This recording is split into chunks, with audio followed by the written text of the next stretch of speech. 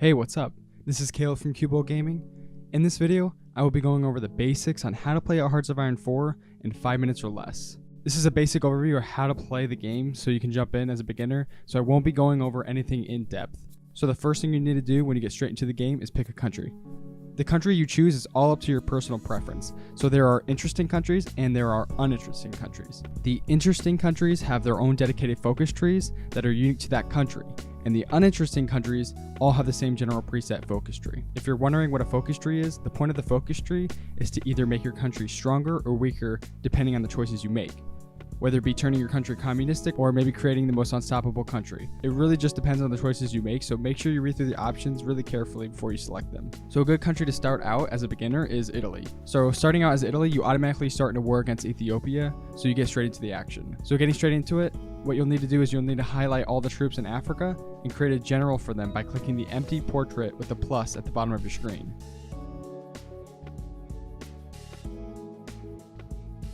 So once you have a general, click on the general's portrait and click on the front line option in your battle plans.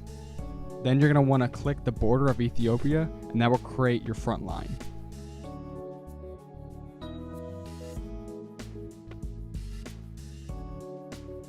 Now click on the general's portrait again and select the offensive line option, and then draw the line for your troops to attack. So next you're going to want to click the green arrow above your general's portrait, and your troops will automatically attack. Italy also starts off with some planes, and air superiority will help your troops have an easier time invading. So how to conduct an air attack is that you want to first press F3 and then highlight your planes. Then click on the air superiority tab and then right click on the selected region.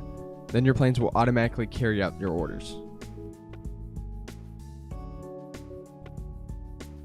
There's also naval attacking, and Italy isn't the best option for this, so I'll show you how to conduct a naval attack with Germany. So first you're going to need to have naval superiority. So to find this out, your surrounding waters will either be red, yellow, or green.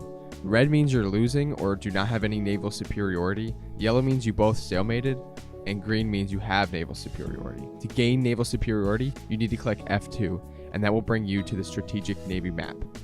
Next, you need to create an admiral to be in charge of your ships. To create one, you need to highlight the unassigned boats and click the empty portrait at the bottom. Now, the only way to have a naval superiority is to issue a strike force around the waters of your enemy. In order to do this, you need to select strike force option and then right click the seas surrounding your enemy. Now to carry out an attack, you need to click the general in charge of the naval invasion.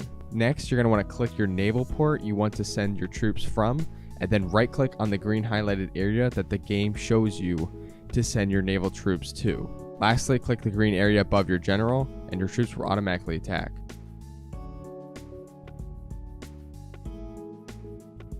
That's basically the basics of the battle tactics you'll be using when in war.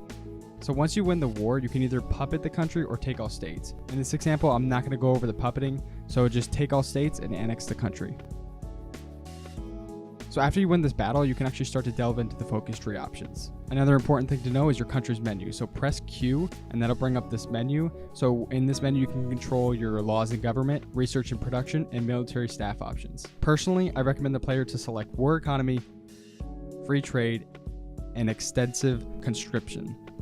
These options will really benefit your country and help make the most out of it. But again, it's all up to personal preference. Also, by pressing W, you can upgrade either your army troops by researching new weapons, naval ships, airplanes, and engineering and industry. All of these have their own options to benefit their respective categories. Honestly, after getting the basics down, Hearts of Iron 4 is largely up to your personal options. You choose what you want your country to be and how you want to interact with other countries. You build your country and your relationship with the surrounding world by the options you choose in the focus trees and political menu. And that's going to be it for this video. A really general overview, and if you found it helpful, be sure to check out some of our other videos and some of our links down below.